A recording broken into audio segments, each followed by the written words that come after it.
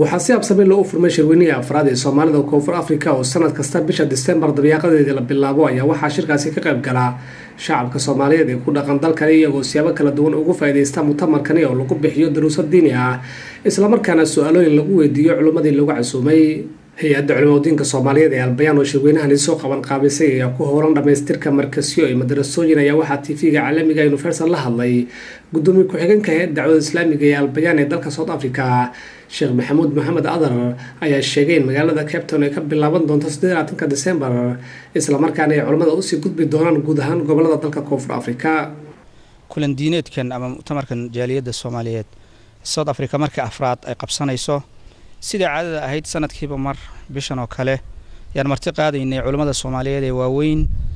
gaar ahaan 4 sano ugu dambeysay mar la mid ah fursadii baan u helay sidii hore Ilaahay baan uga mahad celinaynaa arintaas noo soo ragashay runtii culimada waaweyn baan nagala soo qayb gashay sanadkan 25 bishuna bilowday una soconaya ilaa 10 January ahdaafta mutamarkan aan ka leenahay tii hore la mid tahay oo ah wacyigelinta bulshada Soomaaliyeed ee runtii kala firidhay kalena waxa weeye in laga haqabtiro ummadda Soomaaliyeed baahida diineed ay qabto gaar ahaan masaa'ilka ee ku saabsan diinta ee culimada waaweyn kaliya ay uga jawaabi karaan inay ka faa'iideystaan isla markaana fursad ay ku hor fariistaan ay u helaan arrinka kale muhiimka ah waxa weeye in culimadu ay ka qayb qaadato adkaynta iyo dhameystirka maraakista islaamiga ee Soomaalida ay ku leedahay wadankan oo markaskii lixaad uu dhameystirmaya hadda oo maamulkiisa iyo mulkigiisa ummadda Soomaaliyeed ay leedahay waxa kale gacanta ay ku haysaa majliska dacwada Albayaan ku haya ilaa 13 madraso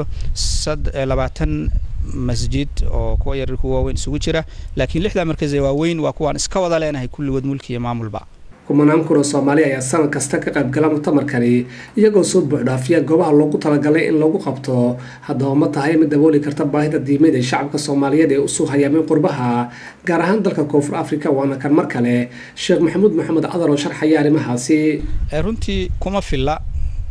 baahida diineed dadku ay qabaan qurba lagu nool yahay dal dadka degan ama dega ama iskale intooda badan aanay muslim ahayn ayaan ku noolahay muslimka wadankan waxa lagu qiyaasaa muslimiinta ku nool wax ka yar 2% bulshadaas aan ku kala firiirsanahay umadu marka baahi diineed bay u qabtaa culimada inay in badan oo kamid ah kala soo qayb gasho marar badan laakiin fursadda ayaan saamici karin maxaa yeelay miisaaniyada dhaqaale ee culayska badan ee baxaysa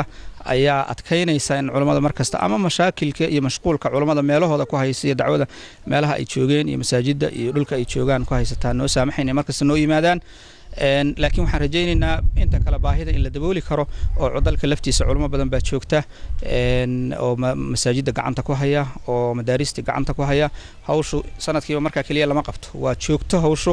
laakiin sanadkaas waxaan ugu talagalay in ka faa'iideystaan ummaddu inta ay faa'iideysan jireen in ka badan Maxamed Musannuur deeq darajo Universal TV South Africa